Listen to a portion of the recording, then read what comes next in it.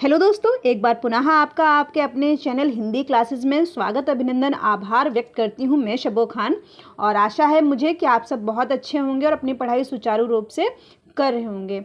जैसा कि आप सभी को विदित है, हमारी छायावाद से संबंधित जो सीरीज़ चल रही है, आज उसका तीसरा भाग है।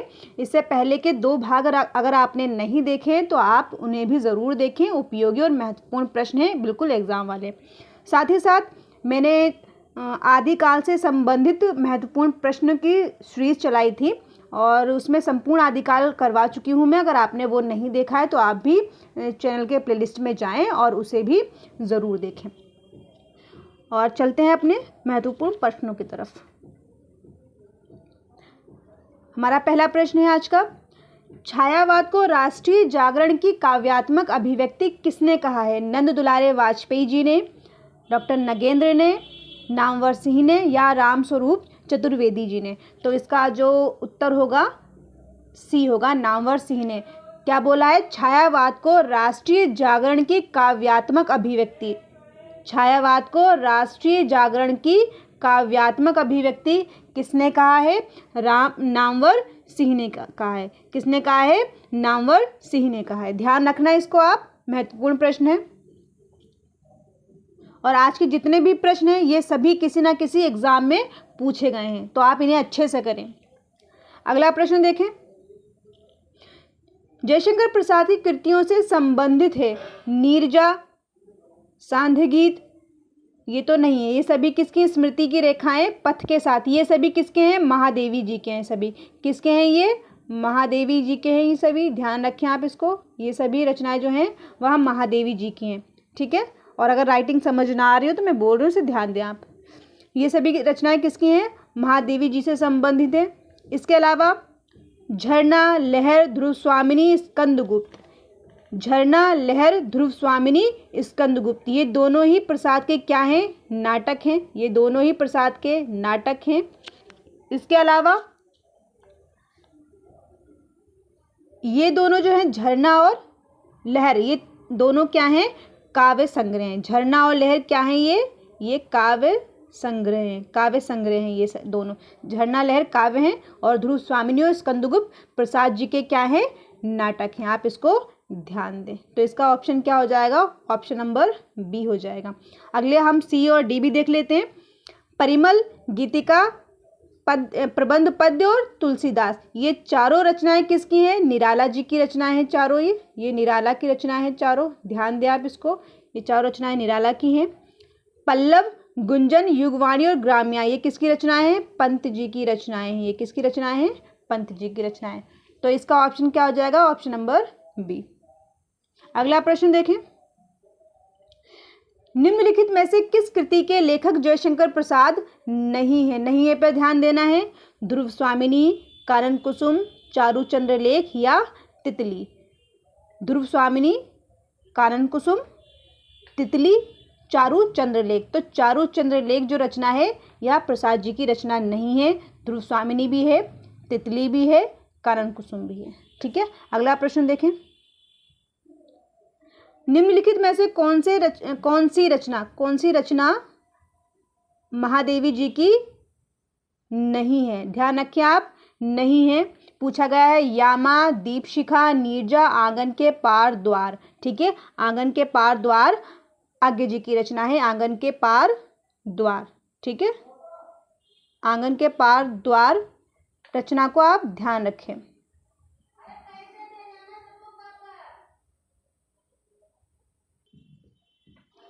इसी रचना पर जो है आज्ञा जी को साहित्य अकादमी पुरस्कार भी दिया गया है। आप इसको भी ध्यान रखें आप इसे भी, कि जो आज्ञा जी को आंगन के पार द्वार पर 1964 में इस पर क्या दिया गया है? साहित्य अकादमी पुरस्कार भी दिया गया है आज्ञा जी को 1964 में। तो ये इसका ऑप्शन कौन सा हो जाएगा? ऑप्शन नंबर सी, आंगन के पार द्वार। ठीक है, याज्ञ की रचना है और इस पर 1964 में इसे साहित्य अकादमी पुरस्कार भी दिया गया है। अगला प्रश्न देखें, महादेवी वर्मा का प्रथम काव्य संकलन कौन सा है? महादेवी वर्मा का प्रथम काव्य संकलन है निहार, दीपशिखा, रश्मि और यामा। तो प्रथम काव्य संग्रह कौन सा इनका? निहार है। ठीक है, महादेवी जी का प्रथम काव्य संग्रह जो है वह है निहार। अगला प्रश्न देखें, केवल सूक्ष्मगत सौंदर्यता का राज कहकर छायावाद का किसने विरोध किया है? सूक्ष्मगत सौंदर्यता का राज कहकर छायावाद को किसने विरोध किया है छायावाद का? तो इसका ऑप्शन कौन सा हो जाएगा? महादेवी वर्मा। सूक्ष्मगत सौंदर्यता का राज कहकर विरोध किया है छायावाद का किसने? महादेवी वर्मा जी ने। अगला प्रश्न देखें, मैं नीर भरी दुख की बदली, मैं नीर भरी दुख की बदली पंक्ति किससे संबंधित है? तो ध्यान रखें किस रचनाकार से संबंधित है ये? मैं नीर भरी दुख की बदली, तो किससे संबंधित है ये? महादेवी वर्मा जी से। अगला प्रश्न देखें, निराला की कविता राम की शक्ति पूजा पर किस रचना का सर्वाधिक प्रभाव है? तो निराला की जो राम की शक्ति पूजा है किसका प्रभाव है इस पे? वाल्मीकि रामायण का, विष्णु पुराण का, कृत्तिवास रामायण का, रामचरित मानस का। तो इस पर जो प्रभाव है कृत्तिवास रामायण का। किसका प्रभाव है? कृत्तिवास रामायण का प्रभाव है। यह बांग्ला भाषा की रचना है। यह भी माना जाता है कि कृत्तिवास रामायण में जो राम को इतना मानवीय रूप में प्रदर्शित किया गया है कि जब सीता के हरण के बाद, सीता जी के हरण के बाद राम जमीन पर जो धूल होती है ना, धूल में लोट लोट कर विलाप करते हुए उसमें दर्शाए गए हैं कृत्तिवास रामायण में। लेकिन उसमें प्रभाव दिखता है, लेकिन जो राम की शक्ति पूजा में है इसमें इतना नहीं है। बट हाँ ये है कि सीता जी के विरह के कारण उनकी आँखों से अश्रु की धारा जरूर बहती हुई इसमें दिखाई गई है, क्योंकि राम की शक्ति पूजा में जो राम दर्शाए गए हैं वह भगवान राम नहीं है, वह भगवान राम के रूप में नहीं है, वह एक मानवीय मानव है, सहृदय मानव है, जो संबंधों के प्रति जो उसमें विलाप नजर आता है वह एक भगवान में नहीं देखा जाता, वह एक मानव में देखा जाता है। तो जो कृत्तिवास रामायण का किस पे प्रभाव पड़ा है? राम की शक्ति पूजा पर। ध्यान रखें आप इसको, ये प्रश्न कई बार पूछा जा चुका है।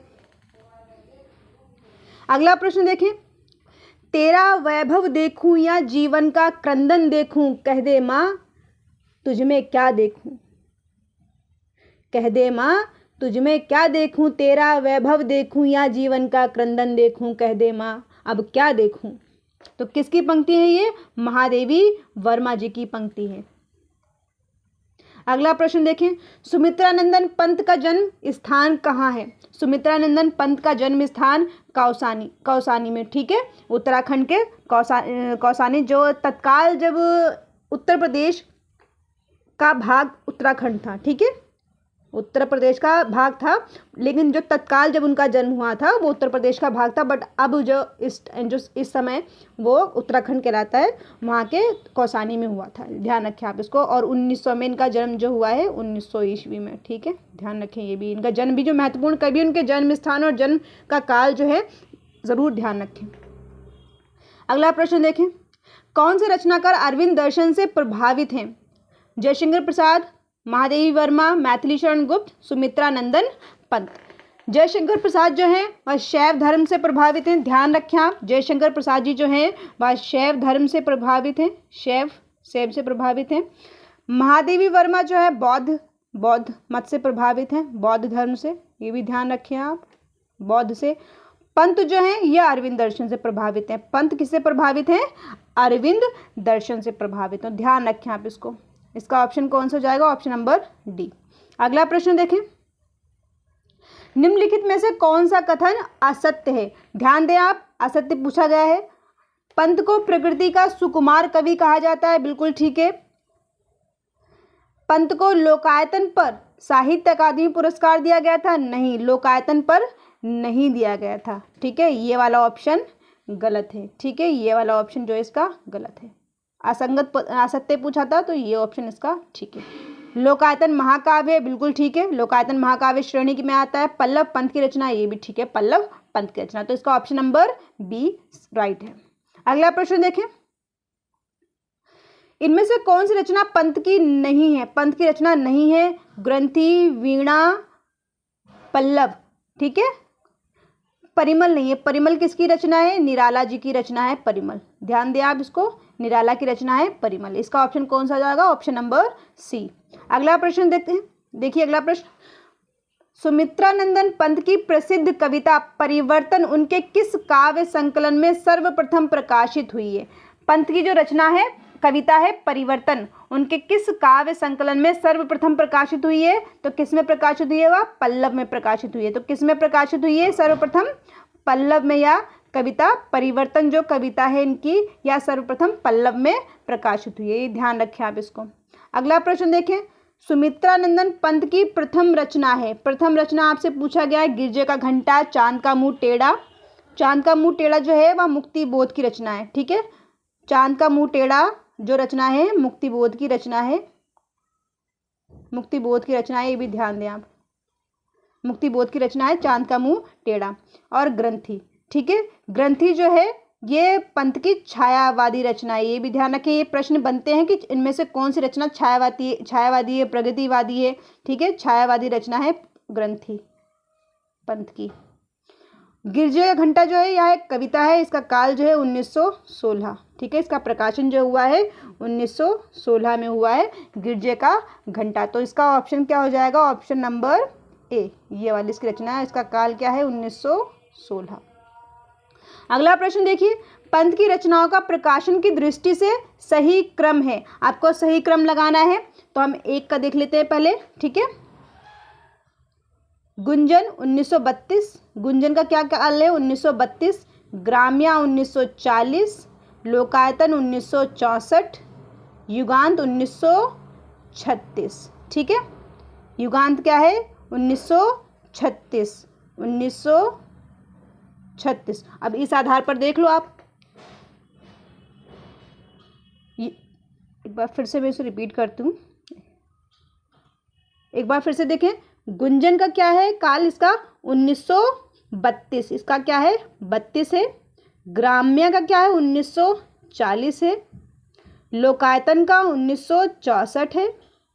युगांत का 1936 है, ठीक है। तो आप इस आधार पर लगा लें। सबसे पहले कौन सी आएगी? सबसे पहले आएगी गुंजन, ठीक है। पहले नंबर पे गुंजन आ जाएगी, उसके बाद ग्राम्य आ जाएगा, ठीक है। उसके बाद युगांत आएगा, गुंजन के बाद युगांत, यहाँ ये रहा 2। उसके बाद 40 ग्राम्य आ जाएगा 3, उसके बाद लोकायतन 4। तो ये वाला इसका ठीक हो जाएगा, ठीक है। गुंजन क्या है? 1932 से, ग्राम्य 1940 से, लोकायतन 1964 और युगांत क्या है? 1936। युगांत जो है प्रगतिवादी काव्य की प्रथम रचना भी इनकी मानी जाती है। पंत जी की प्रगतिवादी प्रथम रचना युगांत मानी जाती है। ध्यान दें आप इसको भी।